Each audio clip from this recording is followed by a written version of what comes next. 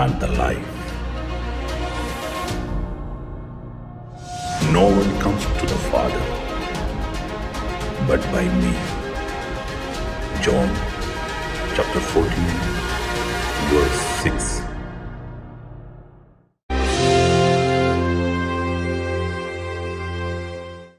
നമ്മളിന്ന് വായിച്ച് മനസ്സിലാക്കാൻ ആഗ്രഹിക്കുന്നത് ഈശോയുടെ ഒരു ഉപമയാണ്. വിശുദ്ധ മത്തായിയുടെ സുവിശേഷം 25-ാം അധ്യായം 14 മുതൽ 30 വരെയുള്ള വാക്യങ്ങൾ നമ്മൾ ധാരാളം തവണ കേട്ടിട്ടുള്ള ഒരു ഉപമയാണ്. നമുക്കറിയാം ഈ ഉപമയുടെ പ്രത്യേകത. ഈ യേശുക്രിസ്തു ഒരു ഉപമ പറയുമ്പോൾ ഈ ഉപമ അത് എത്ര കാലം കഴിഞ്ഞാലും പുതിയ പുതിയ പുതിയ അർത്ഥങ്ങളും പുതിയ വ്യാഖ്യാനങ്ങളുമാണ്. കാരണം അത് ദൈവത്തിൽ നിന്ന് ആരംഭിച്ചതാണ്, മനുഷ്യൻ തുടങ്ങിയതല്ല. അതിന് അന്തമില്ലാത്ത ചിന്തകളും വ്യാഖ്യാനങ്ങളുമാണുള്ളത്. നമുക്കറിയാം, ഒരുപാട് തവണ കേട്ടിട്ടുള്ള പല ഉപമകളും ഓരോ തവണ പറയുമ്പോഴും വളരെ വ്യത്യസ്തമായ ആശയങ്ങൾ ഓരോരുത്തർക്കും ദൈവാത്മാവ് വെളിപ്പെടുത്തി കൊടുക്കും. അത് കേൾക്കുന്നവർക്കും അവരുടെ ജീവിത സാഹചര്യത്തിൽ വ്യത്യസ്തമായ അർത്ഥതലങ്ങളിൽ പരിശുദ്ധാത്മാവ് വെളിപ്പെടുത്തി കൊടുക്കും. ഹല്ലേലൂയ. ശ്രദ്ധയോടെ കേട്ടാൽ അതിൻ്റെ അർത്ഥവും പൊരുളും നമുക്ക് മനസ്സിലാകും. ഹല്ലേലൂയ, ഹല്ലേലൂയ, ഹല്ലേലൂയ, ഹല്ലേലൂയ. ഇവിടെ നമ്മൾ ഈ ഉപമയിലൂടെ ഈ ഉപമയുടെ ഉള്ളിലേക്ക് നമ്മളൊന്ന് കടക്കണം. അപ്പോൾ ഇത് മനസ്സിലാക്കണമെങ്കിൽ അതായത് 3 പേരെ കർത്താവ് അല്ലെങ്കിൽ യജമാനൻ വിളിച്ച് താലന്ത് കൊടുത്തു. എന്താ താലന്തെന്ന് പറഞ്ഞാൽ? താലന്തെന്ന് പറഞ്ഞു കഴിഞ്ഞാൽ സ്വർണ്ണമാണ്. സ്വർണം അന്നത്തെ അത് വെള്ളിയുമുണ്ട്, സ്വർണ്ണമുണ്ട്, ചെമ്പുണ്ട്, ഇതെല്ലാം താലന്തുകളാണ്. നമ്മളിപ്പോൾ പറയും കഴിവുകളാണ് താലന്ത്. നമുക്ക് ദൈവം തന്നിരിക്കുന്ന ഒരുപാട് വൈവിധ്യങ്ങളാർന്ന കഴിവുകളുണ്ട്. ചിലർക്ക് പാടാൻ, ചിലർക്ക് വായിക്കാൻ, ചിലർക്ക് പ്രസംഗിക്കാൻ, ചിലർക്ക് പഠിക്കാൻ, ചിലർക്ക് ഭക്ഷണം നന്നായിട്ടുണ്ടാക്കാൻ, ചിലർക്ക് ഈ വ്ളോഗുകൾ ചെയ്യാൻ, ചിലർക്ക് ക്രിയേറ്റീവായിട്ടുള്ള പാട്ടുകൾ, ചിത്രങ്ങൾ എന്ത് വേണ്ട അവരുടെ മേഖലകളിൽ പുതിയ പുതിയ കാര്യങ്ങൾ ചെയ്യാനുള്ള താലന്തുകൾ. ഇതെല്ലാം താലന്ത. എന്നാൽ ഇവിടെ പറയുന്നത് സ്വർണമെന്നാണ്. എന്താണ് സ്വർണം? ഈ താലന്തുകളുടെ ഉപമയിൽ 1 താലന്ത് സ്വർണമെന്ന് പറയുന്നത് 24 കിലോ സ്വർണമാണ്.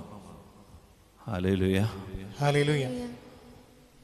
നിങ്ങൾക്ക് സ്വർണത്തോടൊന്നും വലിയ താല്പര്യമൊന്നുമില്ല. 24 കിലോ 1 താലന്ത് എന്ന് പറഞ്ഞാൽ ഒരു ഏകദേശം 1,86,000 സ്വർണ്ണ നാണയങ്ങളാണ് 1 താലന്ത്. അപ്പൊ ഈ മനുഷ്യന് ഈ 3 ആളുകൾക്ക്, ഒരാൾക്ക് എത്ര കൊടുത്തു? 5 താലന്ത്, ഒരാൾക്ക് 3 താലന്ത്, വേറൊരാൾക്ക് 1 താലന്ത്. അപ്പോൾ 1 താലന്ത് കിട്ടിയവനും എത്ര കിട്ടി? 24 കിലോ സ്വർണം കിട്ടി. 24 കിലോ സ്വർണം. Hallelujah, hallelujah. അത് ചില്ലറ കാര്യമല്ല. ഇപ്പം നമ്മൾ ഇതിൻ്റെ ഇത്ര ഭീമമായ ഒരു തുക ആണ് യജമാനൻ, ഈ കർത്താവ് പറയാണ്, ഒരുവനെ ഏൽപ്പിച്ചത്. 5 താലന്ത് കിട്ടിയവന് ഇഷ്ടം പോലെ കിട്ടിയിട്ടുണ്ട്, 3 താലന്ത് കിട്ടിയവൻ അതുപോലെ. പക്ഷെ 1 താലന്ത് കിട്ടിയവൻ പോലും ഭീമമായ ഒരു തുക ലഭിച്ചവനാണ്. 1,86,000 സ്വർണ്ണ നാണയം കയ്യിൽ കിട്ടിയ ആളാണ് ഈ 1 താലന്ത് കിട്ടിയവൻ. ഇവിടെ ഈ മനുഷ്യൻ എന്താണ് ചെയ്തത് എന്ന് നമ്മൾ മനസ്സിലാക്കണം. 5 താലന്ത് കിട്ടിയവനും 3 താലന്തല്ല 2 താലന്താണ്. 2 താലന്ത് കിട്ടിയവനും വ്യാപാരം ചെയ്തു കൂടുതൽ സമ്പാദിച്ചു, ഇരട്ടി സമ്പാദിച്ചു. അപ്പോൾ യജമാനൻ അവരെ പ്രശംസിച്ചു, ഉത്തരവാദിത്വങ്ങൾ കൂടുതൽ ഏൽപ്പിച്ചു. ഇതാണ് ആദ്യത്തെ 2 പേര്. അതവിടെ നിൽക്കട്ടെ, നല്ല കാര്യം. നമ്മൾ ചർച്ച ചെയ്യേണ്ടത് യേശുക്രിസ്തു ഈ ഉപമയിലൂടെ നമ്മളെ പഠിപ്പിക്കാൻ ആഗ്രഹിക്കുന്നതും ഈ 3ാമത്തെ മനുഷ്യനെ കുറിച്ചാണ്. എൻ്റെയും നിങ്ങളുടെയും ഒരു സാധ്യതയാണ് ഈ 3ാമത്തെ മനുഷ്യൻ. എല്ലാവരും അത് ശ്രദ്ധിക്കണം. നമ്മുടെ ഒരു സാധ്യതയാണ് ഈ 3ാമത്തെ മനുഷ്യൻ. നമ്മിലെ ഈ 1 താലന്ത് കിട്ടിയ ആള്, അവൻ എന്താണ് ചെയ്തത്? അവൻ നിലം കുഴിച്ച് യജമാനന്റെ പണം മറച്ചു വെച്ചു. എന്തുകൊണ്ടാണ്? ഈ എന്തുകൊണ്ടാണ് എന്ന് നമ്മൾ വ്യാഖ്യാനിക്കുന്നിടത്താണ് പ്രിയപ്പെട്ടവരെ ഈ ഉപമയുടെ വിവിധങ്ങളായ മാനങ്ങൾ നമുക്ക് മനസ്സിലാകുന്നത്. എന്തുകൊണ്ടാണ് ഇവൻ നിലം കുഴിച്ച് ഈ 24 കിലോ സ്വർണം തുണിയിൽ പൊതിഞ്ഞ് കുഴിച്ചു വെച്ചത്? ഹല്ലേലൂയ, സ്നേഹത്തോടെ ഹല്ലേലൂയ. നിങ്ങൾ ഈ വചനം കേൾക്കുമ്പോൾ ഈ വളരെ ഒരു സന്തോഷത്തോടെ ഒരു ആനന്ദത്തോടെ ഇരിക്കണം. ഇത് സുവിശേഷമാണ്, സുവിശേഷമാണ്. നിങ്ങളിങ്ങനെ ഇങ്ങനെ പേടിപ്പിച്ച് നോക്കി ഒന്നും ഇരിക്കരുത്. അതായത് നമ്മൾ ഈ വചനം കേൾക്കുമ്പോൾ ഈ സുവിശേഷം നമുക്ക് ആനന്ദത്തിന് കാരണം, ഇത് നമുക്ക് സ്വാതന്ത്ര്യത്തിന് കാരണമാകണം. ഇതെൻ്റെ ജീവിതത്തിലേക്ക് ദൈവം തരുന്ന സന്ദേശമാണ്. ഇത് കേൾക്കുമ്പോൾ തന്നെ എന്നിൽ വലിയൊരു അനോയിൻറ്റിങ്, ഒരു അഭിഷേകം അതുണ്ടാകും. അതിനാണ് സുവിശേഷം. ഇത് വെറുതെ ഒരു സ്റ്റഡി ക്ലാസ് അല്ല, ഇതൊരു സ്റ്റഡി ക്ലാസ് അല്ല, ഇത് ദൈവത്തിൻ്റെ ജീവനുള്ള വചനമാണ്. അതുകൊണ്ട് എൻ്റെ മനസ്സിൽ, എൻ്റെ ജീവിതത്തിൽ ഈ മനുഷ്യൻ്റെ ഒരു ആറ്റിറ്റ്യൂഡ് ഉണ്ടെങ്കിൽ അത് വിട്ടുപോകാൻ വേണ്ടിയിട്ടാണ് ഈ വചനം. ഈ മൂന്നാമത്തെ മനുഷ്യൻ, 1 താലന്ത് കിട്ടിയവൻ, അത് നമ്മുടെ ജീവിതത്തിൽ അപകടകരമാണ് എന്ന തിരിച്ചറിവിലാണ് ഈശോ ഈ മെസ്സേജ് തരുന്നത്. അങ്ങനെ നിലം കുഴിച്ച് കിട്ടിയ താലന്തുകൾ മറച്ചു വെച്ച് ഒരിക്കൽ പോലും അത് മറ്റുള്ളവർക്കൊരു ഗുണകരമാകാതെ, ഉപകാരപ്രദമാകാതെ, ആ കഴിവ് വർദ്ധിപ്പിക്കാതെ ഈ ഭൂമിയിൽ മിഴിപൂട്ടാനാണ് നമ്മുടെയൊക്കെ വിധിയെങ്കിൽ അതിന് വലിയ കണക്ക് കൊടുക്കേണ്ടി വരുമെന്നുള്ള ഒരു പാഠം ഈശോ തരികയാണ്. അതുകൊണ്ട് ഈ ഭൂമിയിൽ ദൈവം നമ്മളെ വിട്ടിരിക്കുന്നത് ഈ ഭൂമിയിൽ അധ്വാനിക്കാനാണ്. നമുക്ക് കിട്ടിയ താലന്തുകൾ നമ്മൾ അധ്വാനിക്കാനുള്ളതാണ്. നമ്മൾ ഏറ്റവും കൂടുതൽ വേട്ടയാടുന്ന ഒരു വലിയ പീഡ അശ്രദ്ധയാണ്, അലസതയാണ്. നമ്മെ വേട്ടയാടുന്ന ഏറ്റവും വലിയ ഒരു തിന്മ നമ്മളുടെ അലസത, മടി, പിന്മാറ്റം, ബാക്ക് സ്ലൈഡിങ്. സാരമില്ല, പോട്ടെ, കുഴപ്പമില്ല, ഇങ്ങനെയൊക്കെ ജീവിച്ചില്ലെങ്കിലും കുഴപ്പമില്ല. ഇങ്ങനെ നമ്മൾ എല്ലാ മേഖലയിലും ഒരു ഉൾവലിവ് അനുഭവിക്കാൻ സാധ്യതയുണ്ട്. Hallelujah, hallelujah. ഉള്ളിൽ മനസ്സിലാക്കിക്കൊണ്ടെന്ന് പറഞ്ഞു ഹല്ലേലൂയ, ഹല്ലേലൂയ. എന്നിട്ട് പറയാം, പരിശുദ്ധാത്മാവേ, പരിശുദ്ധാത്മാവേ, എഴുന്നള്ളി വരണമേ, എഴുന്നള്ളി വരണമേ. അങ്ങേ ഇഷ്ടദാസിയായ പരിശുദ്ധ മറിയത്തിന്റെ വിമല ഹൃദയത്തിന്റെ ശക്തമായ മധ്യസ്ഥതയാൽ എന്നിൽ നിറയണമേ, എന്നിൽ നിറയണമേ. സ്നേഹമുള്ളവരെ, ഈ മനുഷ്യൻ ഈ യജമാനന്റെ പണം മറച്ചു വെക്കാൻ കാരണം, ഒന്നാമത്തെ കാരണം എന്താണെന്നറിയാമോ? ഇവന്റെ മനസ്സിലൊരു ചിന്ത അങ്ങ് കയറിക്കൂടി. ഈ യജമാനൻ വിതയ്ക്കാത്തിടത്ത് നിന്ന് കൊയ്യുകയും വിതറാത്തിടത്ത് നിന്ന് ശേഖരിക്കുകയും ചെയ്യുന്ന കഠിന ഹൃദയനാണ്.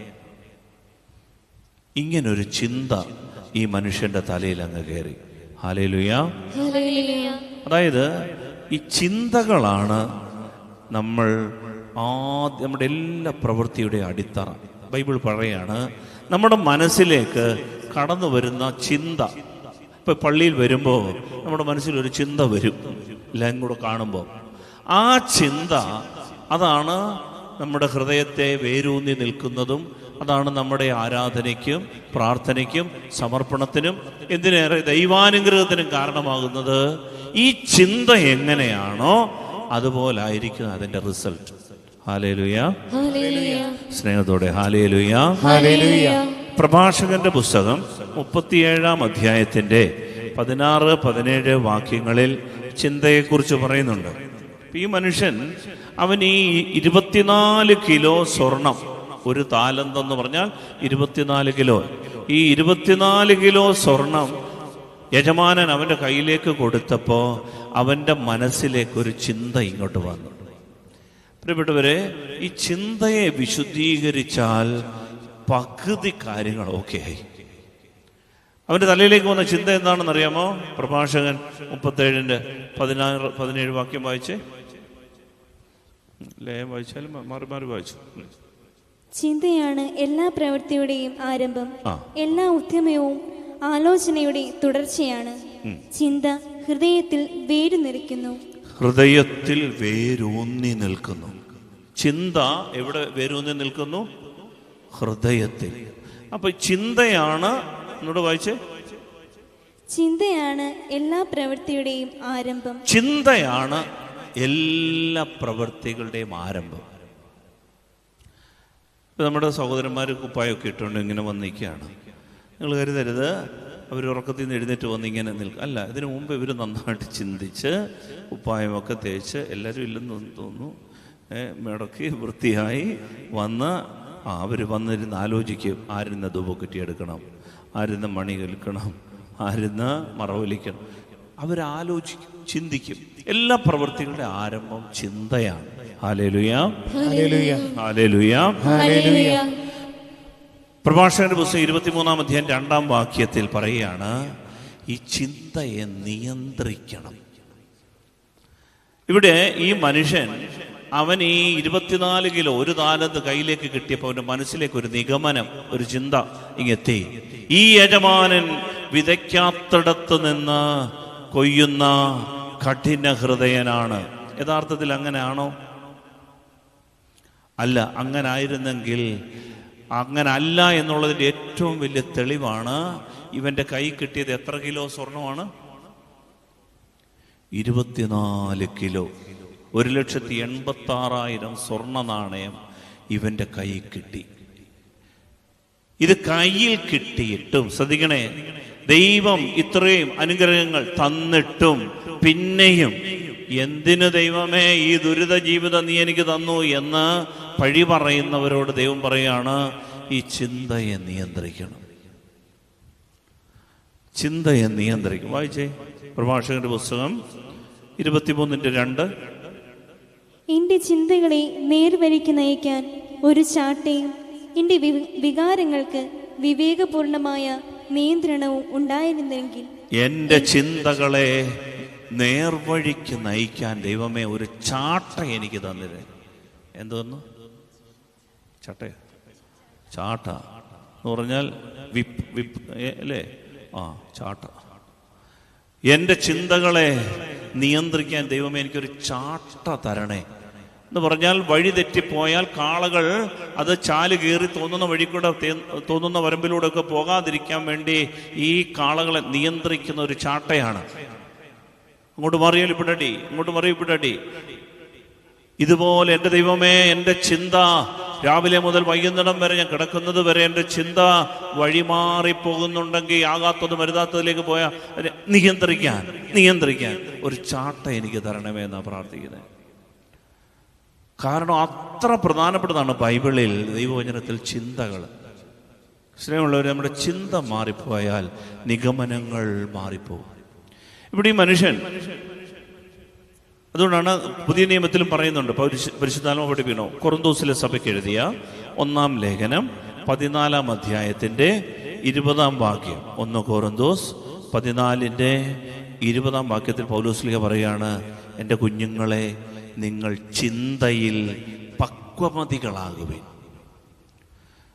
ചിന്തയിൽ പക്വമതികളാകുവിൻ. കാരണം എന്താണെന്നറിയാമോ? പല കാര്യങ്ങളും ആളുകൾ ചിന്തയില്ലാതെ പ്രവർത്തിച്ച് ചെന്ന് കുഴഞ്ഞ ചേറ്റിലൊക്കെ ചെന്ന് വീണിട്ട് അവസാനം അവിടുന്ന് കയറി വരാൻ പറ്റാത്ത വിധം തകർന്ന് ജീവിതം തന്നെ തരിപ്പണമായി ബന്ധങ്ങൾ മുറിഞ്ഞ് നടക്കുന്നവരെ ഞാൻ കണ്ടിട്ടുണ്ട്.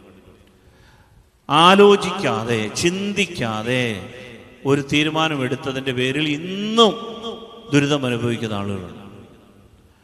അതുകൊണ്ട് വളരെ പ്രധാനപ്പെട്ട കാര്യമാണ് നമ്മുടെ ചിന്തകൾ വിശുദ്ധീകരിക്കണം. നമ്മുടെ ചിന്തകളെ, തീരുമാനങ്ങളെ വിശുദ്ധീകരിക്കാൻ വേണ്ടി പരിശുദ്ധാത്മാവിനോടൊന്ന് പ്രാർത്ഥിക്കാം. പരിശുദ്ധാത്മാവേ, എഴുന്നള്ളി വരണമേ. അങ്ങേ ഇഷ്ടദാസിയായ പരിശുദ്ധ മറിയത്തിന്റെ വിമല ഹൃദയത്തിന്റെ ശക്തമായ മധ്യസ്ഥതയാൽ ഞങ്ങളിൽ നിറയണമേ. കൊറിന്തോസിലെ സഭയ്ക്ക് എഴുതിയ 1-ാം ലേഖനം 14:20 വായിച്ചേ. 14:20 വായിച്ചോ. സഹോദരരെ, ചിന്തയിൽ നിങ്ങൾ ശിശുക്കളായിരിക്കരുത്. ചിന്തയിൽ ശിശുക്കളാകരുത്. കുഞ്ഞുങ്ങൾ ചിന്തിക്കുന്ന കണക്കെ ചൈൽഡിഷായിട്ട് ചിന്തിക്കരുത്. കുട്ടിക്കളികൾ കൊണ്ട് ചിന്തിക്കരുത്. ഗൗരവത്തോടെ ചിന്തിക്കാനുള്ള കഴിവ് ദൈവം നമുക്ക് തരണം. പക്വമതികളെ പോലെ ചിന്തിക്കും. അടുത്ത വചനം, തിന്മയെ സംബന്ധിച്ചിടത്തോളം നിങ്ങൾ പൈതങ്ങളെ പോലെയും തിന്മയെ സംബന്ധിച്ചിടത്തോളം പൈതങ്ങളെ പോലാക്കണം എന്ന് പറഞ്ഞാൽ, തിന്മയെ സംബന്ധിച്ച് കുഞ്ഞുങ്ങളെ പോലെ എന്ന് പറഞ്ഞാൽ തിന്മയുടെ കാര്യത്തിൽ ഗൗരവത്തോടെ തിന്മയിൽ പെട്ടുപോകരുത്. കുഞ്ഞുങ്ങളെ പോലാകണം എന്ന് പറഞ്ഞാൽ അത്ര ഗൗരവം കൊടുക്കരുത്. അടുത്തത്, ചിന്തയിൽ പക്വമതികളെ പോലെയും ആയിരിക്കുവിൻ. ചിന്തയിൽ പക്വമതികളാകണം. ഇതാണ് ദൈവത്തിന്റെ വചനം പറയാം. ഇവിടെ 1 താലന്ത് കിട്ടിയവൻ അവൻ ഒരു നിഗമനത്തിലെത്തി. എന്താണെന്നറിയാമോ? തനിക്ക് 24 കിലോ സ്വർണം തന്ന യജമാനനെ അയാൾ കണ്ടില്ല, തിരിച്ചറിഞ്ഞില്ല. അയാൾ മനസ്സിലിങ്ങനെ കുറിച്ചിട്ടു, ഇയാള് വിതറാത്തിടത്ത് നിന്ന് വിതയ്ക്കാത്തിടത്ത് നിന്ന് കൊയ്യുന്ന, വിതറാത്തിടത്ത് നിന്ന് ശേഖരിക്കുന്ന കഠിന ഹൃദയനാണ്. ഈ കഠിന ഹൃദയനും ദുഷ്ടനുമാണെങ്കിൽ 24 കിലോ സ്വർണം കൊടുക്കും ഇവന്. രണ്ടാമത്തെ ചിന്ത, ഇങ്ങനൊരു നിഗമനത്തിൽ, ഇങ്ങനൊരു ചിന്തയിൽ ഇവനെത്താൻ ഒരു കാരണമുണ്ട്. എന്താണെന്നറിയാമോ കാരണം? നമ്മൾ ശ്രദ്ധിക്കണം. അതിൻ്റെ കാരണം ഞാൻ കരുതുന്നത്, ഈ മനുഷ്യൻ 5 താലന്ത് കിട്ടിയവനോട് അവൻ താരതമ്യം ചെയ്തു. ഇത് വലിയ നമ്മുടെയൊക്കെ ആത്മീയ ജീവിതത്തിലും ഭൗതിക ജീവിതത്തിലും മാനസിക ജീവിതത്തിലും നമ്മുടെ സാമ്പത്തിക ജീവിതത്തിലും എല്ലാം പ്രശ്നമുണ്ടാകുന്ന ഒരു വലിയ വിഷയമാണ് കമ്പാരിസൺ. ചില വീട്ടിലൊക്കെ ചെല്ലുമ്പോൾ 3 മക്കളുണ്ട്. ഇവനെപ്പോഴ് ബയോടെക്നോളജിയൊക്കെ കഴിഞ്ഞിട്ടിപ്പോൾ ക്യാമ്പസ് സെലക്ഷൻ കിട്ടിയ മിട്ടുക്കനോ. ഇപ്പോൾ രണ്ടാമത്തെ മോള് +1 ഫുൾ എന്നാ ഗ്രേഡാണെന്നറിയാമോ? +2 ഫുൾ A+ ഉറപ്പാ. 1200 കിട്ടുമെന്നാ തോന്നുന്നേ. അതുപോലെ മിട്ടുക്കിയ വെച്ച്. അപ്പോൾ കൊള്ളാം, ദൈവം അനുഗ്രഹിക്കട്ടെ. വേറെ ഒരുത്തരും ഇവിടെ ഉണ്ടായിരുന്നു കേട്ടോ.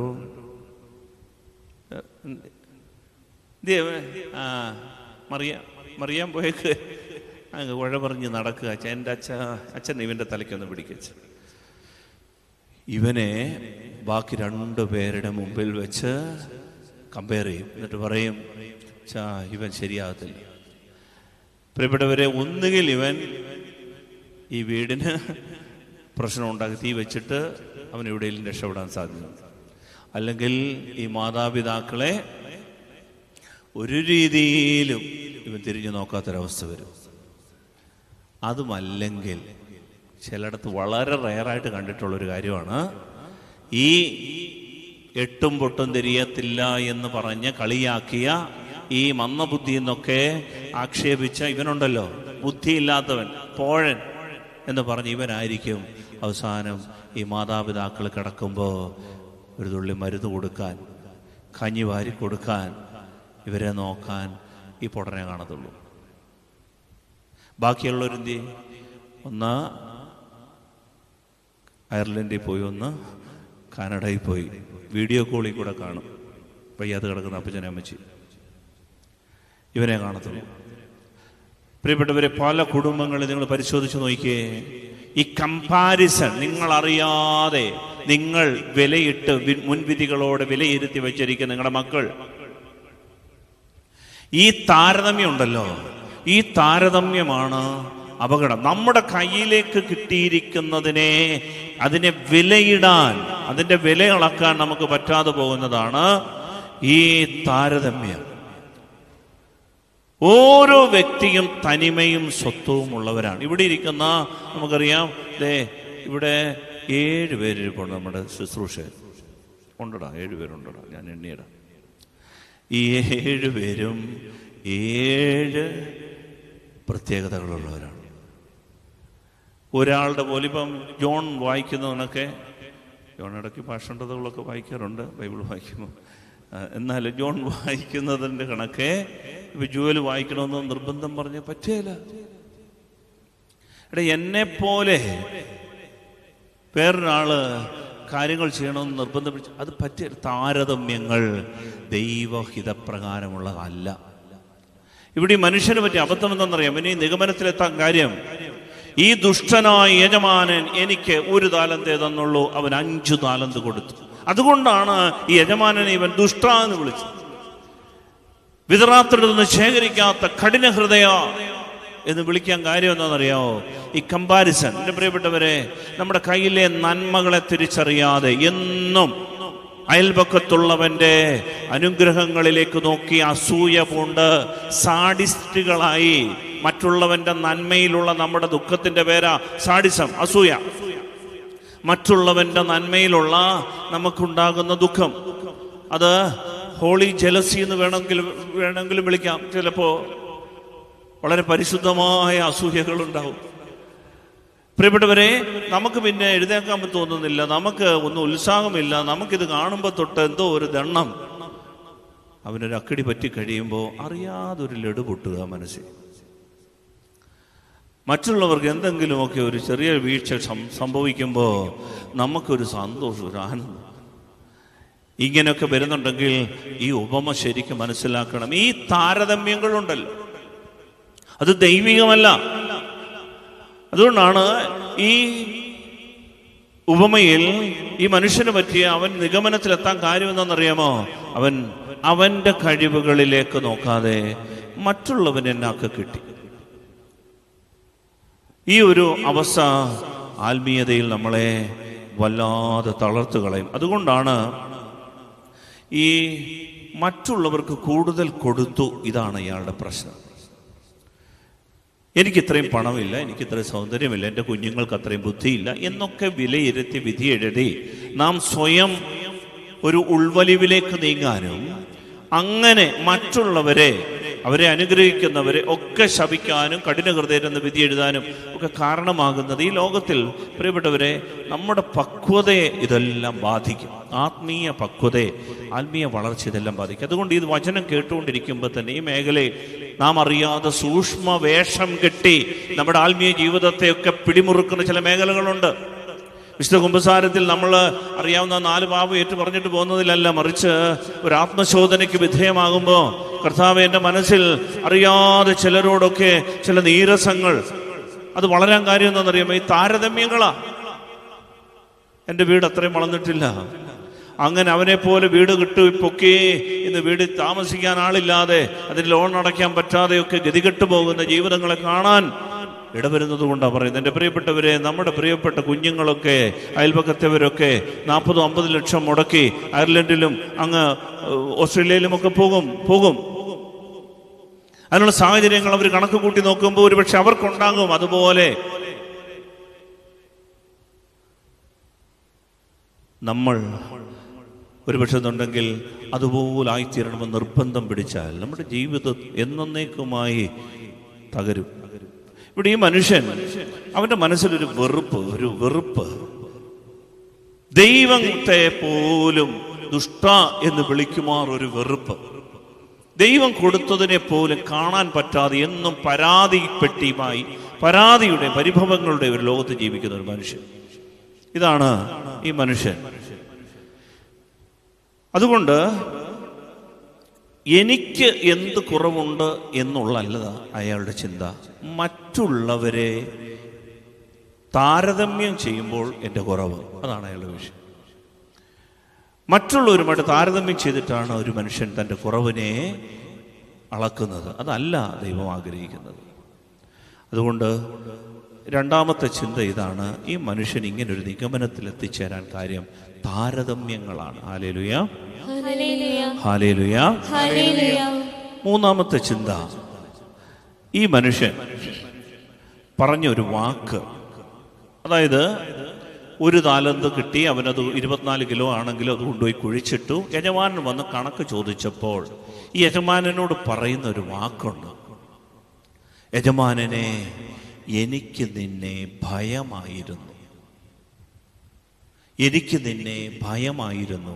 കാരണം നീ വിതയ്ക്കാത്തടത്തു നിന്ന് കൊയ്യുകയും വിതറാത്തടത്തു നിന്ന് ശേഖരിക്കുകയും ചെയ്യുന്ന കഠിന ഹൃദയനാണെന്ന് ഞാൻ അറിഞ്ഞ് ഭയപ്പെട്ട്, ആ വാക്ക് പ്രധാനപ്പെട്ടതാ, ഭയപ്പെട്ടു. ഈ മനുഷ്യന് ഭയമാണ് ഈ മനുഷ്യനെ വേട്ടയാടിയത്. പ്രിയപ്പെട്ടവരെ, നമ്മുടെ ജീവിതത്തിൽ നമ്മളൊന്ന് മനസ്സിലാക്കണം, നമ്മുടെ കഴിവുകളെല്ലാം തകരാൻ കാര്യം നാം അറിഞ്ഞോ അറിയാതെയോ ഒരുപാട് പേടിച്ചരണ്ട് കഴിയുന്നു എന്നുള്ളതാണ്. പണ്ട് നമ്മുടെ ഹൃദയത്തിൽ, മനസ്സിൽ, ആത്മാവിൽ, നമ്മുടെ ജീവിതത്തിൽ ഒരുപാട് ഉയർന്നു പറക്കാനുള്ള ഒരുപാട് സ്വപ്നങ്ങളുണ്ടായിരുന്നു. അതനുസരിച്ച് നമ്മൾ നീങ്ങുമായിരുന്നു. പക്ഷേ ഇപ്പോ പ്രായമാകും തോറും എല്ലാത്തിനും ഒരു പേടി. അങ്ങനെ ഉൾവലിഞ്ഞ് ഭയപ്പെട്ട് ഉത്കണ്ഠപ്പെട്ട് നമ്മൾ ഈ താലന്തുകൾ മണ്ണിൽ മറച്ചു വെക്കുന്നുണ്ട്. ഈ മനുഷ്യൻ പറഞ്ഞു, ഈശോ പറഞ്ഞ ഓരോ വാക്കും പ്രധാനപ്പെട്ട. അവൻ പറഞ്ഞത്, ഞാൻ ഭയപ്പെട്ടു പോയി. ദൈവം തന്ന സമ്പത്ത്, ദൈവം തന്ന ഭൂസ്വത്ത്, ദൈവം തന്ന പണം, ദൈവം തന്ന കഴിവുകൾ, ദൈവം തന്ന സമയം, ദൈവം തന്ന ഊർജം, ഇവയെല്ലാം ഭയം മൂലം പാഴാക്കി കളയുന്ന ആളുകളുണ്ട്. ഹല്ലേലൂയ.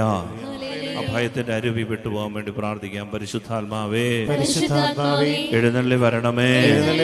അങ്ങേ ഇഷ്ടദാസിയായ പരിശുദ്ധ മറിയത്തിന്റെ വിമല ഹൃദയത്തിന്റെ ശക്തമായ മധ്യസ്ഥതയാ ഞങ്ങളിൽ നിറയണമേ. ബൈബിൾ പറയാണ്, സുഭാഷിതങ്ങളുടെ പുസ്തകം 12:25 നമ്മൾ ഭയപ്പെട്ടാൽ ഹൃദയം നിരുന്മേഷമാകും എന്ന് പറഞ്ഞാൽ നമ്മുടെ മനസ്സിൻ്റെ ഒരു ഉന്മേഷമുണ്ട്. പ്രിയപ്പെട്ടവരെ, ഒന്ന് ആലോചിച്ച് നോക്കിയേ. നമ്മളിവിടെ വന്നിരിക്കുമ്പോൾ നമ്മളെല്ലാം ആഗ്രഹിക്കുന്ന ഒരു കാര്യം, ഉന്മേഷമുള്ള ഒരു ഹൃദയം, സന്തോഷമുള്ളൊരു ഹൃദയം.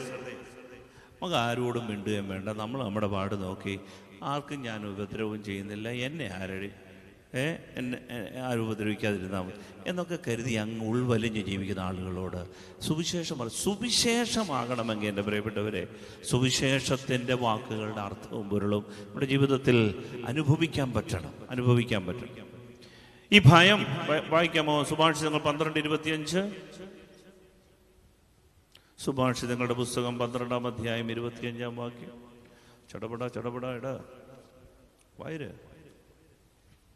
ഉത്കണ്ഠ ഒരുവന്റെ ഹൃദയത്തെ നിരുന്മേഷമാക്കുന്നു. ഉത്കണ്ഠ ഒരുവന്റെ ഹൃദയത്തെ എന്നാക്കുന്നു? നിരുന്മേഷമാക്കുന്നു.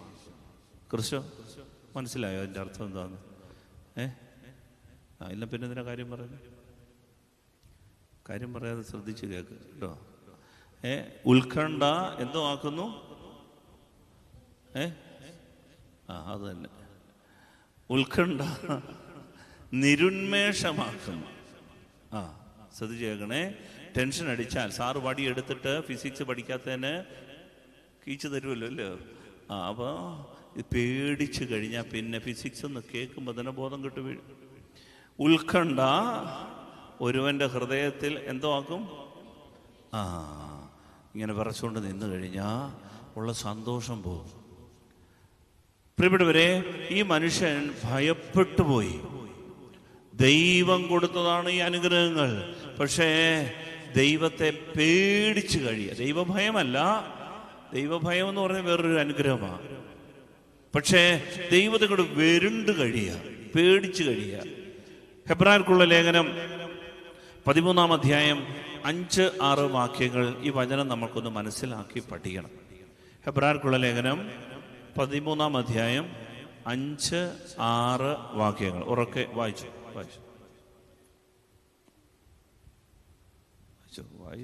നിങ്ങളുടെ ജീവിതം ദ്രവ്യാഗ്രഹത്തിൽ നിന്ന് സ്വതന്ത്രമായിരിക്കട്ടെ. ഉള്ളതുകൊണ്ട് തൃപ്തിപ്പെടുവീൻ. ഞാൻ നിന്നെ ഒരു വിധത്തിലും അവഗണിക്കുകയോ ഉപേക്ഷിക്കുകയോ ഇല്ല എന്ന് അവിടുന്ന് പറഞ്ഞിട്ടുണ്ടല്ലോ. ഈ വചനം ഒന്ന് ഏറ്റുപറഞ്ഞ് പ്രാർത്ഥിക്കാം. കർത്താവ് പറഞ്ഞൊരു വചനം പഴയ നിയമത്തിൽ എടുത്ത് ഹെബ്രായ ലേഖന കർത്താവ് പറയുകയാണ്, ഞാൻ നിന്നെ ഒരിക്കലും ഉപേക്ഷിക്കുകയോ അവഗണിക്കുകയോ ഇല്ല എന്ന് അവിടുന്ന് പറഞ്ഞിട്ടില്ലേ. ഇത് ഈ ഒരു വചനം ഉള്ളിൽ തട്ടിയുണ്ടല്ലോ, പേടികളങ്ങ് വിട്ടു. ഞാൻ നിന്നെ ഒരു തരത്തിലും ഉപേക്ഷിക്കുകയോ അവഗണിക്കുകയോ ഇല്ല.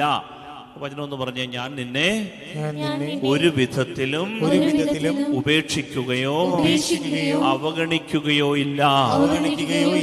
എന്റെ പ്രിയപ്പെട്ട, ഒരു വിധത്തിലും എന്ന് പറഞ്ഞാൽ ചിലരുടെ വിഷയം, ഞാൻ അയോഗ്യനാണ്, പാപിയാണ്, കുറവുള്ളവനാണ്, തെറ്റ് ചെയ്യുന്നവനാണ്, ദൈവത്തെ അറിയാത്തവനാണ്.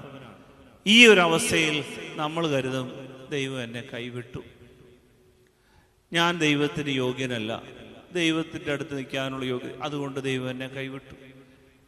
ബൈബിൾ പറയുന്നത് ഒരു വിധത്തിലും ഞാൻ നിന്നെ അവഗണിക്കുകയല്ല എന്ന് പറഞ്ഞാൽ, എൻ്റെ പ്രിയപ്പെട്ടവരെ, നമ്മൾ എത്ര കുറവുള്ളവരാണെങ്കിലും ദൈവത്തിൻ്റെ അടുത്ത് നിന്നാൽ, അവിടുത്തെ മുമ്പിൽ വന്ന് നിന്നാൽ ദൈവം നമ്മളെ ഒരിക്കലും കൈവിടില്ല. ഈ ആരാധനയ്ക്കൊക്കെ വരുമ്പോൾ നിങ്ങൾ മനസ്സിലാക്കണം, നമുക്ക് കർത്താവിനോട് ഒരു ഇത്തിരി അടുപ്പമൊക്കെ ഉള്ളതുകൊണ്ടല്ലേ വരുന്നേ.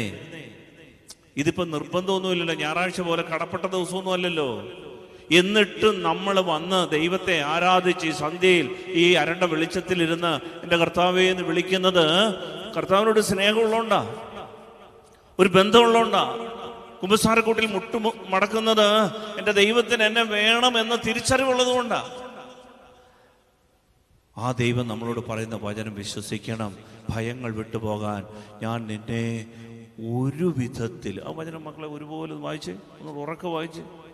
ഞാൻ നിന്നെ ഒരു വിധത്തിലും അവഗണിക്കുകയോ ഉപേക്ഷിക്കുകയോ ഇല്ല എന്ന് അവിടുന്ന് പറഞ്ഞിട്ടുണ്ടല്ലോ. അവിടുന്ന് പറഞ്ഞിട്ടുള്ള കാര്യം ഇത്, ദൈവം പറഞ്ഞിട്ടുള്ള കാര്യം. ഞാൻ നിന്നെ ഒരു വിധത്തിലും, നിനക്ക് സൗന്ദര്യമില്ല, പണമില്ല, നിനക്ക് ജോലിയില്ല, രോഗിയാണ്, നിന്നെ ആളുകൾ അംഗീകരിക്കത്തില്ല, നിന്റെ എല്ലാം പോയി, ഇപ്പൊ തകർന്നാ വന്നിരിക്കുന്നേ. ആ കർത്താവ് പറയാണ്, ഞാൻ നിന്നെ ഒരു വിധത്തിലും അവഗണിക്കുകയോ ഉപേക്ഷിക്കുകയോ ഇല്ല എന്ന് ഞാൻ അരുളി ചെയ്ത്, ഞാൻ പറഞ്ഞിട്ടുണ്ടെന്ന് നീ അറിയുന്നില്ലേ? എൻ്റെ സ്നേഹമുള്ളവരെ, ഇതാണ് പുതിയ നിയമത്തിലെ നമ്മുടെ ബോധ്യം, നമ്മുടെ ഉറപ്പ് അതാണ്. അതുകൊണ്ട് ഭയപ്പെട്ടാൽ നമ്മുടെ കഴിവുകളെല്ലാം നിലത്ത് കുഴിച്ചിടും.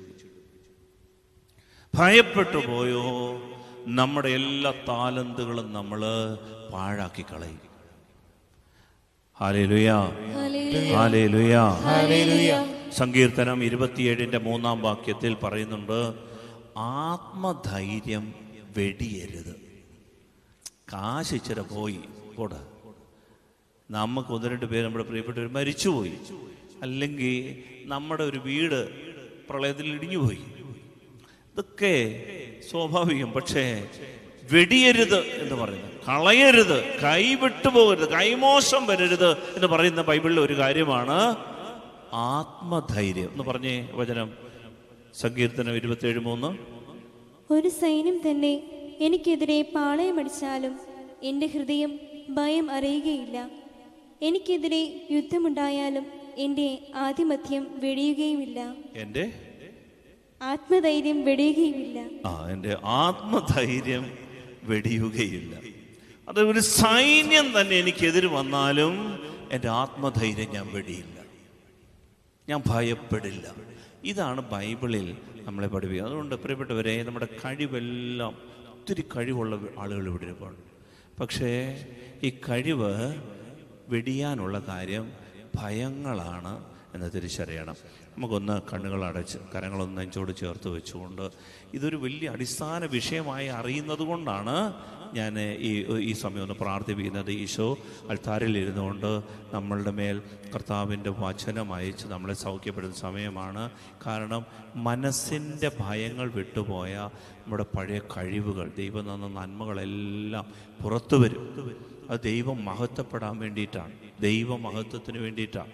അതുകൊണ്ട് ഈ ഭയമാണ്, അല്ലാതെ നമ്മുടെ സാഹചര്യങ്ങളോ നമ്മളെ അടിച്ചമർത്തിയ ആളുകളോ ഒന്നുമല്ല. നമ്മുടെ ഉള്ളിൽ ചേക്കേറിയ കുറേ ഭയങ്ങളുണ്ട്. അത് വിട്ടുപോകാൻ ആഗ്രഹിക്കുന്നവർ കരങ്ങൾ നെഞ്ചോട് ചേർത്ത് വെച്ച് കണ്ണുകൾ അടച്ച് ചിലപ്പോൾ നേരം ഒന്ന് സ്തുതിച്ചൊന്ന് പ്രാർത്ഥിക്കാമോ? ഹല്ലേലൂയ, സ്വരമുയർത്തി സ്വരമുയർത്തി ഹല്ലേലൂയ, ഹല്ലേലൂയ, ഹല്ലേലൂയ. അങ്ങയുടെ നാമത്തിൽ, അങ്ങയുടെ രക്തത്തിന്റെ ശക്തിയിൽ, അങ്ങയുടെ വിശുദ്ധ കുരിശിന്റെ മുദ്രയാൽ ഈ പ്രിയപ്പെട്ട മക്കളിൽ നിന്ന്, ഹൃദയത്തിൽ നിന്ന് എല്ലാ ഭയങ്ങൾ, ഉത്കണ്ഠകൾ, ആകുലതകൾ വിട്ടുമാറി പോകട്ടെ. ഈ സമയം ഹൃദയങ്ങൾ സ്വതന്ത്രമാകട്ടെ. യേശുവിന്റെ നാമത്തിൽ ഈ പ്രിയപ്പെട്ട മക്കളെ അടിമകളാക്കിക്കൊണ്ട് ഈ ലോകത്തിന്റെ അധികാരി ഭയം ചെയ്യുന്ന എല്ലാ മേഖലകളിൽ നിന്ന് കർത്താവേ ഈ പ്രിയപ്പെട്ട മക്കളെ സ്വതന്ത്രമാക്കണമെന്ന് യേശുവിന്റെ നാമത്തിൽ പ്രാർത്ഥിക്കുന്നു. കർത്താവേ, ഭയപ്പെടേണ്ട, ഞാൻ നിന്റെ കൂടെയുണ്ട്. സംഭ്രമിക്കേണ്ട, ഞാനാണ് നിന്റെ ദൈവം. ഞാൻ നിന്നെ ശക്തിപ്പെടുത്തുകയും സഹായിക്കുകയും ചെയ്യും. എന്റെ വിജയകരമായ വലത്തു കൈകൊണ്ട് ഞാൻ നിന്നെ താങ്ങി നിർത്തും. നിന്നോട് ഏറ്റുമുട്ടുന്നവർ ലജ്ജിച്ച് തലതാഴ്ത്തും. നിന്നോട് പോരാടുന്നവർ ശൂന്യരാകും. നിന്നോട് ചണ്ട കൂടുന്നവരെ നീ അന്വേഷിക്കും, കണ്ടെത്തുകയില്ല. നിന്റെ ദൈവവും കർത്താവുമായ ഞാൻ നിന്റെ വലത് കൈ പിടിച്ചിരിക്കുന്നു. ഞാനാണ് പറയുന്നത്, ഭയപ്പെടേണ്ട. ഈ വാഗ്ദാനത്തിന്റെ അഭിഷേകത്തിൽ എല്ലാ ഭയങ്ങൾ യേശുനാമത്തിൽ വിട്ടുമാറി പോകട്ടെ. കർത്താവിന്റെ അഭിഷേകം, ധൈര്യവും ആത്മനിറവും മക്കളിൽ ഉണ്ടാകട്ടെ. ഹല്ലേലൂയ. ഏറ്റു പറയാം, ഹല്ലേലൂയ, ഹല്ലേലൂയ. ജെറമിയായോട് അവിടുന്ന് പറഞ്ഞു, ജെറമിയ 1:8, ഭയപ്പെടേണ്ട, നിന്റെ രക്ഷയ്ക്ക് നിന്നോടുകൂടെ ഞാനുണ്ട്. പ്രിയപ്പെട്ടവരെ, ഈ താലന്തുകളുടെ ഉപമയിൽ ഈ മനുഷ്യന് ഇതുകൊണ്ട് കുഴിച്ചിടാൻ കാരണമായത്, അവൻ ജോലി ചെയ്യാതെ അധ്വാനിക്കാതെ. പല കുടുംബനാഥന്മാരെ കണ്ടിട്ടുണ്ട്. പല ചേച്ചിമാരൊക്കെ വന്ന് പറയും, എൻ്റെ അച്ഛാ ഇതേ ഒന്ന് സ്ട്രോങ് ആയിട്ടൊന്ന് നിന്നാൽ മതി, ഞാൻ ഈ കുടുംബം എങ്ങനെയെങ്കിലും തള്ളിക്കൊണ്ടുപോകാം. പക്ഷേ പല കുടുംബനാഥന്മാരും ഉൾവലിഞ്ഞ് പള്ളി പോലും വരാതെ ഈ 24 മണിക്കൂർ മൊബൈലും കണ്ട് ഈ ചാനലും കേട്ട് എന്നാൽ തന്നെയും പിന്നെ ഇത് തന്നെ കേൾക്കുന്നത്. ഇതിങ്ങനെ കേട്ട് ഇങ്ങനെ ഇത് വെളിയിലോട്ടൊന്ന് വരെ മനുഷ്യനോട് ബന്ധമില്ല, സംസാരിക്കാൻ പോലും കൂട്ടാക്കാതെ അങ്ങനെ ഭയപ്പെട്ടു പോകുന്നവരുണ്ട്. ഈ ലോകത്തിലെ ആഘാതങ്ങളിൽ പല കുടുംബങ്ങളും പല കുഞ്ഞുങ്ങൾ പോലും ക്ഷതങ്ങളേറ്റ് അവരുടെ ജീവിതം എന്നേക്കുമായി ചതഞ്ഞ് മുറിഞ്ഞ് ഒരിക്കലും മുന്നോട്ട് വരാതെ ഉൾവലിഞ്ഞ് ഭയപ്പെട്ട് കഴിയുന്നവരെ കണ്ടിട്ടുണ്ട്. പ്രിയപ്പെട്ടവരെ, ദൈവം നമ്മിൽ നിന്ന് ആഗ്രഹിക്കുന്നത് ഈ ഭയത്തിൻ്റെ അരൂപികളെ നിർവീര്യമാക്കണം. അപ്പോൾ നമ്മുടെ കഴിവുകൾ പുറത്തു വരും. നമ്മൾ കുഞ്ഞുങ്ങളെ ഇങ്ങോട്ട് തല്ലിയിട്ടൊന്നും കാര്യമില്ല. അവർ പഠിക്കുന്നില്ല, അവർ പേടിച്ചിരിക്കുന്നു, അവൻ ആ ക്ലാസ്സിൽ കയറുന്നില്ല, അവൻ അങ്ങനെ ഇങ്ങനെയാന്നൊക്കെ പറയും. അവനെ എന്തൊക്കെയോ ഭയങ്ങൾ വേട്ടയാടുന്നുണ്ട്. അവനെ ഡിസ്ട്രാക്ട് ചെയ്യുന്ന പല കാര്യങ്ങളുണ്ട്. അവൻ്റെ ശ്രദ്ധ മാറ്റുന്ന പല കാര്യങ്ങളുണ്ട്. ഹല്ലേലൂയ. സ്നേഹത്തോടെ പറ, ഹല്ലേലൂയ, ഹല്ലേലൂയ. ദൈവം കൽപ്പിച്ച കാര്യം എന്നാ യോശുവയുടെ പുസ്തകം 1-ാം അധ്യായം 9-ാം വാക്യം കൂടെ വായിച്ചുകൊണ്ട് ആ വിഷയം നിർത്താം. നമുക്ക് ആരാധനയിലേക്ക് പ്രവേശിക്കണം. ആരാധന പൂർത്തിയാകണം. ശ്രദ്ധയോടെ കേൾക്കാം. യോശുവയുടെ പുസ്തകം 1:9 ഉറക്കെ വായിച്ചേ. ചടപട. യോശുവയുടെ പുസ്തകം 1-ാം അധ്യായം 9-ാം വാക്യം. ശക്തനും ധീരനുമായിരിക്കണമെന്നും ഭയപ്പെടുകയോ പരിഭ്രമിക്കുകയോ ചെയ്യരുതെന്നും നിന്നോട് ഞാൻ കൽപ്പിച്ചിട്ടില്ലയോ? ദൈവം ജോഷുവയോട് പറയാണ്, ജോഷുവ, ഞാൻ നിന്നോട് കൽപ്പിച്ചിട്ടില്ലയോ? ദൈവം കൽപ്പിച്ച കാര്യമാ. എന്താണത്? ശക്തനും ധീരനുമായിരിക്കണമെന്നും ഭയപ്പെടുകയോ പരിഭ്രമിക്കുകയോ ചെയ്യരുതെന്നും നിന്നോട് ഞാൻ കൽപ്പിച്ചിട്ടില്ലയോ? ശക്തനും ധീരനുമായിരിക്കണമെന്നും ഭയപ്പെടുകയോ പരിഭ്രമിക്കുകയോ ചെയ്യരുതെന്നും ഞാൻ നിന്നോട് കൽപ്പിച്ചിട്ടില്ലയോ? ദൈവം പറയാണ്, കർത്താവ് കൽപ്പിച്ച കാര്യമാണ്. നമ്മൾ പേടിക്കരുത്. ബൈബിളിൽ 366 തവണ പറയുന്നൊരു വാക്കാണ് ഭയപ്പെടരുത്, ഭയപ്പെടരുത്, ഭയപ്പെടരുത്. ഒരു വർഷം എത്ര ദിവസമുണ്ട്? കണക്കിൽ മിടുക്കനാണല്ലോടാ നീ. 365 ദിവസമുണ്ട്. ഇത് 366 ദിവസം. അഥവാ ഒരു ദിവസം തെറ്റി കൂടുതലായാൽ ആ ദിവസവും കർത്താവ് പറഞ്ഞിട്ടുണ്ട് പേടിക്കരുത്, പേടിക്കരുത്, പേടിക്കരുത്. ഇവിടെ ഉണ്ടോ? എല്ലാവരും ഉണ്ടോ ഇവിടെ? ജോലി എന്തി? അങ്ങനെ മത്സര പരീക്ഷയ്ക്ക് പേടിക്കരുത്. ആളുകളില്ലെന്ന് കരുതി പരീക്ഷ എഴുതാതിരിക്കരുത്, പേടിക്കരുത്. ഹല്ലേലൂയ. ധൈര്യം വേണം, ധൈര്യം. ഇതാണ് ദൈവം മക്കൾക്ക് ദൈവം വേണം. അതുകൊണ്ട് ഇവൻ ചെയ്തത് എന്താണെന്നറിയാമോ? ഇവൻ ഭയപ്പെട്ടു, താലന്ത് മറച്ചു വെച്ചു. 4-മത്തെ ഒരു കാര്യം, ഈ മനുഷ്യൻ ഇതെല്ലാം പറഞ്ഞു കഴിഞ്ഞപ്പോൾ യജമാനൻ അവനോട് വെൽ ഡൺ മൈ ബോയ് എന്നാണോ പറഞ്ഞേ? ഈ താലന്ത് കൊണ്ട് കുഴിച്ചിട്ട് 24 കിലോ സ്വർണം കൊണ്ട് കുഴിച്ചിട്ടവനെ യജമാനൻ എന്താ വിളിച്ചത്? ചീത്തയൊന്നും വിളിച്ചില്ല. പറഞ്ഞതാണ് ദുഷ്ടനും മടിയനുമായ ഭൃത്യ. യഥാർത്ഥത്തിൽ ഈ മനുഷ്യൻ മടിയനാണ്. പക്ഷേ ഇയാൾ ദുഷ്ടനാണെന്ന് ഈ യജമാനൻ പറയാൻ കാര്യം. ദുഷ്ടൻ കാരണം എന്താണെന്നറിയാം? മടിയൻ മാത്രമായിരുന്നെങ്കിൽ ഈ യജമാനന്റെ താലന്ത് ഇയാൾ പണവ്യാപാരികളെ ഏൽപ്പിച്ചിട്ട് പലിശ വാങ്ങിച്ചിട്ട് കൊടുത്തേനെ. മടിയൻ മാത്രമായിരുന്നെങ്കിൽ ഞാൻ ജോലി ചെയ്യുന്നില്ല, പക്ഷേ നിന്റെ താലന്ത് നേടി ഞാൻ പലിശയ്ക്ക് കൊടുത്തു, നല്ല പലിശ കിട്ടിയിട്ടുണ്ട്, 110 രൂപ കിട്ടിയിട്ടുണ്ട്, ഇതാ പിടിച്ചു എന്ന് വേണേ കൊടുക്കാൻ. പക്ഷേ ഈ മനുഷ്യൻ കച്ചവടം ചെയ്യാനോ ബാങ്കിലെങ്കിലും നിക്ഷേപിക്കാനോ തയ്യാറാകാതെ കൊണ്ട് കുഴിച്ചിട്ടതിൻ്റെ കാരണം എന്താണെന്നറിയാമോ പ്രിയപ്പെട്ടവരെ? ഈ യജമാനന് ഈ പണം കൊണ്ട് യാതൊരു നേട്ടവും ഉണ്ടാകരുതെന്ന് ചിന്തിച്ചുറപ്പിച്ച മനുഷ്യനായതുകൊണ്ടാ യജമാനൻ ഈ മനുഷ്യനെ ദുഷ്ട എന്ന് വിളിച്ചത്. എന്ന് പറഞ്ഞാൽ ഈ പൈസ കൊണ്ട് നീ ഒരു ഗുണവും ഉണ്ടാക്കരുത്. യജമാനന് 5 പൈസയുടെ ഗുണം ഇതുകൊണ്ട് ഉണ്ടാവരുത് എന്ന് മനസ്സുറപ്പിച്ച മനുഷ്യനായി, ഇങ്ങനെ ചിന്തിച്ചുറപ്പിച്ച മനുഷ്യൻ. അതുകൊണ്ടാണ് ഈ യജമാനൻ അയാളെ ദുഷ്ടനും മടിയനുമായ ഭൃത്യ എന്ന് വിളിച്ചത്. എടാ, എൻ്റെ പൈസ പലിശ പോലും കിട്ടാത്തവണ്ണം നീ അതുകൊണ്ട് കുടിച്ചിട്ടല്ലോടാ എന്ന് പറഞ്ഞാൽ ഈ മനുഷ്യനിൽ ഒരു അസൂയ, ഈ മനുഷ്യനിൽ ഒരു അഹങ്കാരം, ഈ മനുഷ്യനിൽ ഒരു നന്ദിയില്ലായ്മ അയാളുടെ ഹൃദയത്തെ ഇതെല്ലാം കൂടെ അങ്ങോട്ട് ദുഷ്ടമാക്കി.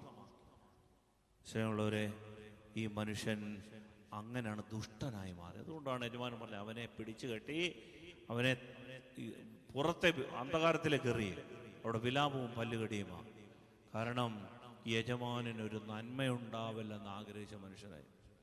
സ്നേഹമുള്ളവരെ, നമ്മുടെ താലന്തുകൾ നമ്മൾ കുഴിച്ചു വെച്ചാൽ ദൈവം മഹത്വപ്പെടാതിരിക്കും.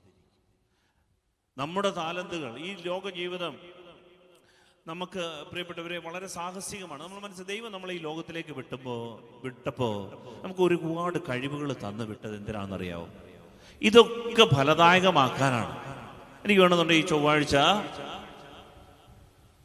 ദീപിക പത്രം വായിച്ച് ഒരു കൊന്തയൊക്കെ ചൊല്ലി എൻ്റെ മുറിയിൽ വേണമെങ്കിൽ ഇങ്ങനെ ന്യൂസൊക്കെ കണ്ടുകൊണ്ട് വേണേ ഇരിക്കുക.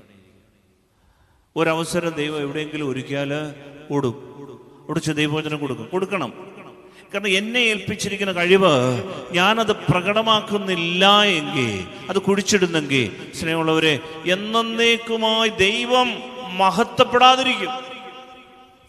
ദൈവത്തിന്റെ മഹത്വത്തെയാണ് ഞാൻ ബ്ലോക്ക് ചെയ്യുന്നത്. ദൈവത്തിന്റെ മഹത്വത്തിന് ഒരു കുറവുണ്ടാവില്ല. പക്ഷേ എന്നിലൂടെ ദൈവം മഹത്വപ്പെടാൻ ദൈവം ആഗ്രഹിക്കുന്ന കാര്യങ്ങൾ നടത്താതെ പോകുമ്പോഴാണ് ദൈവം എന്നെ ദുഷ്ട എന്ന് വിളിക്കുന്നത്. അത് നിനക്ക് തന്ന കഴിവ് നീ കൊണ്ട് കുഴിച്ചിട്ടില്ലയോടാ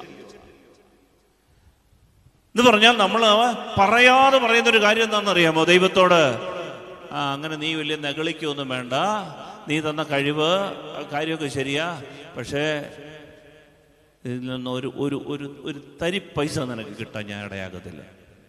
ഇതിൽ നിന്ന് ഒരു ഗുണവും ഒരു മഹത്വവും നിനക്കുണ്ടാകാൻ ഞാൻ എൻ്റെ ഒരുത്തത്തില്ല. അതുകൊണ്ടാണ് എനിക്ക് ഇട്ടിരിക്കുന്ന കഴിവെല്ലാം കൊണ്ടുപോയി കുഴിച്ചിടുന്നത്. എന്നാലോചിച്ച് നോക്കി എൻ്റെ പ്രിയപ്പെട്ടവരെ, ദൈവം അവനെ പുറത്തെ അന്ധകാരത്തിലേക്ക് എറിയാൻ പറഞ്ഞു. Hallelujah, hallelujah. സ്നേഹമുള്ളവരെ, ജീവിതം ദൈവം നമുക്ക് തന്ന എല്ലാ ദാനങ്ങൾക്കും നമ്മൾ കണക്ക് കൊടുത്തേ മതിയാകൂ. ജീവിതത്തെ ശ്രദ്ധിച്ചോ? ദൈവം നമുക്ക് തന്ന, ഇപ്പോൾ ഇവിടെ പള്ളിയോടടുത്ത് നിൽക്കുന്ന ഞാൻ, എന്നിൽ ദൈവം ആഗ്രഹിക്കുന്നത്, നിങ്ങളിൽ നിന്ന് ആഗ്രഹിക്കുന്ന കൂടുതൽ കാര്യങ്ങൾ ദൈവികമായി ആഗ്രഹിക്കുന്നുണ്ട്. പള്ളിയോട് ചേർത്ത് വെച്ചിരിക്കുന്ന ആളുകൾ ഇതുപോലെ നമ്മുടെയൊക്കെ ജീവിതത്തിൽ ദൈവമഹത്വത്തിന് വേണ്ടി ദൈവം തന്നിരിക്കുന്ന ഒരുപാട് കഴിവുള്ളവരിവിടെയുണ്ട്. ഒരുപാട് കഴിവുള്ളവർ. ഈ കഴിവുള്ളവരൊക്കെ ഈ ദൈവത്തെ മഹത്വപ്പെടുത്താതെ ഇതെല്ലാം സ്വാർത്ഥത കൊണ്ട് കുഴിച്ചു കൊണ്ടിട്ടിട്ട് അതിൻ്റെ മേൽ അടയിരുന്നിട്ട് ഇതുകൊണ്ടൊന്നും കാര്യമൊന്നുമില്ല എന്ന് വിധി എഴുതിയാൽ കണക്ക് കൊടുക്കേണ്ടി വരും. പലരും എന്താ പിന്മാറുന്നതെന്നറിയോ? ഭയപ്പെട്ട് മാറുക. കാരണം ഇത് സാഹസികമാണ്, അഡ്വഞ്ചറസ് ആണ്. എന്തിനാ ഈ ജീവിതം റിസ്ക് എടുക്കാൻ പോകുന്നേ? നമ്മൾ ഈ റിസ്ക് ഒക്കെ എടുത്തു കഴിഞ്ഞാൽ ഇതിനകത്ത് റിസൾട്ട് ഒന്നും കിട്ടിയില്ലെന്നുണ്ടെങ്കിലോ എന്തിനാ വെറുതെ വല്ലവനും പ്രശ്നം ഉണ്ടാക്കുന്നത്?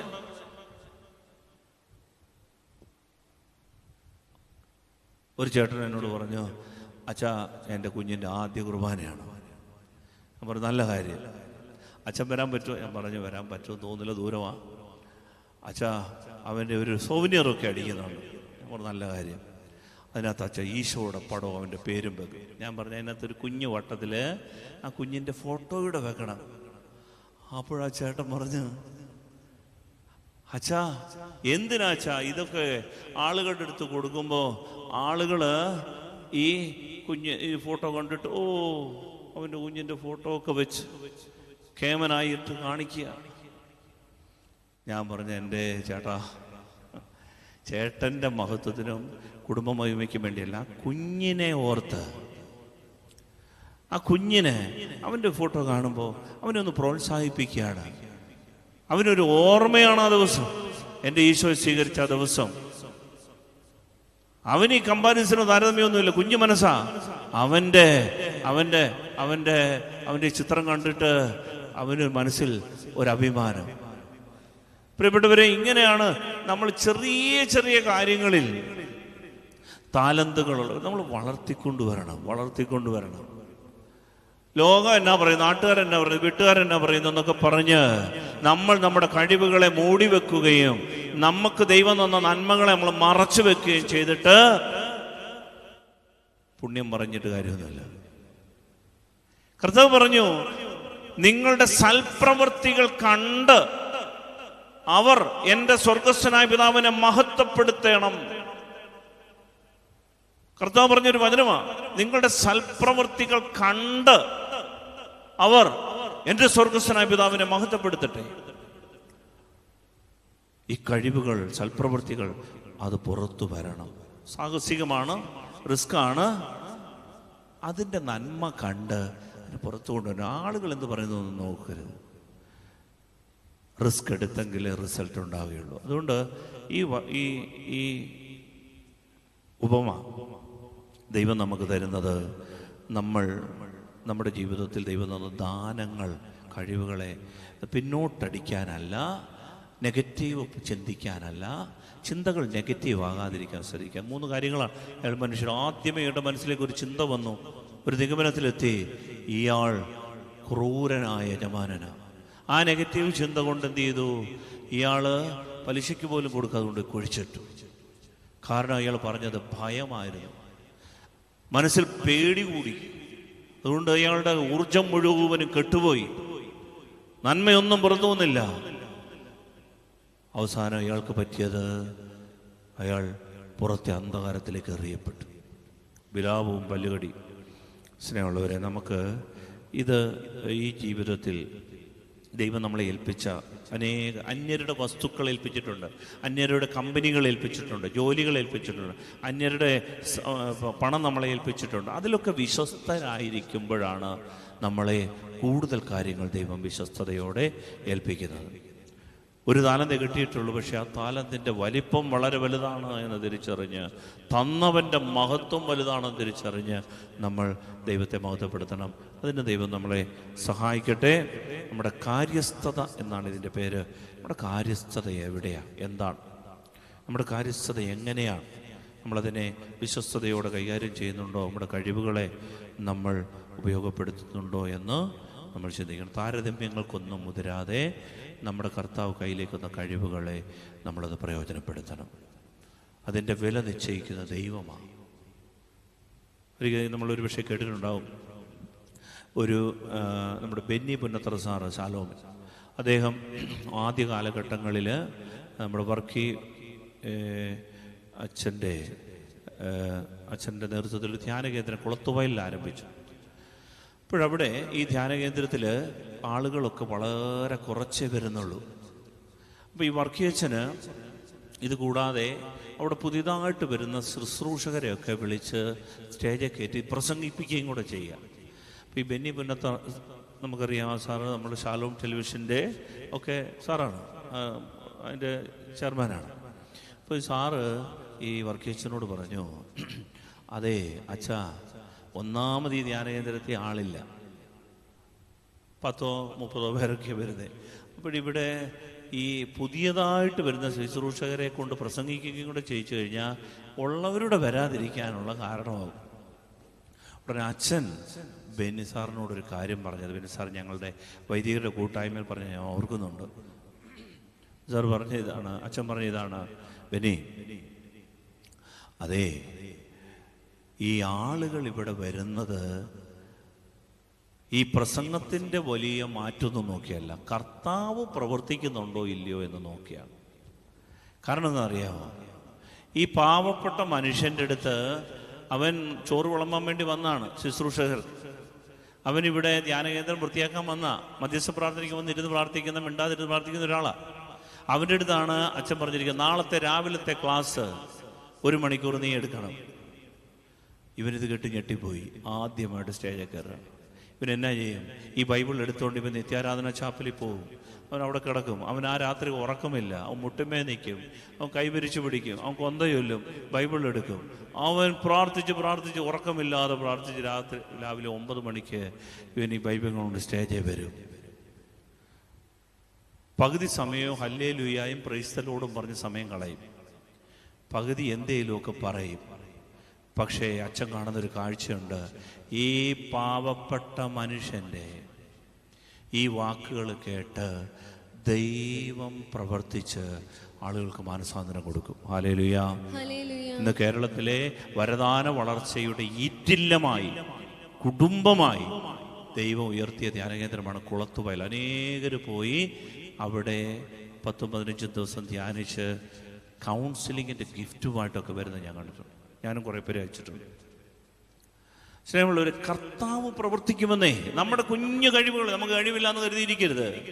ചെറിയ കഴിവുള്ളൂ, പക്ഷെ അതിനോട് നമ്മുടെ സമർപ്പണം ഉണ്ടല്ലോ. ഇതെന്റെ ദൈവം തന്നതാ, ഒരു താളതേ ഉള്ളൂ, മതിയെന്നേ, എൻ്റെ കർത്താവാ തന്നേ. അതിൽ അധ്വാനിച്ചാൽ അവൻ ഇറങ്ങി വന്ന് പ്രവർത്തിക്കും. വലിയ മാറ്റങ്ങൾ സമൂഹത്തിലുണ്ടാകും. അതുകൊണ്ട് പിന്മാറരുത്.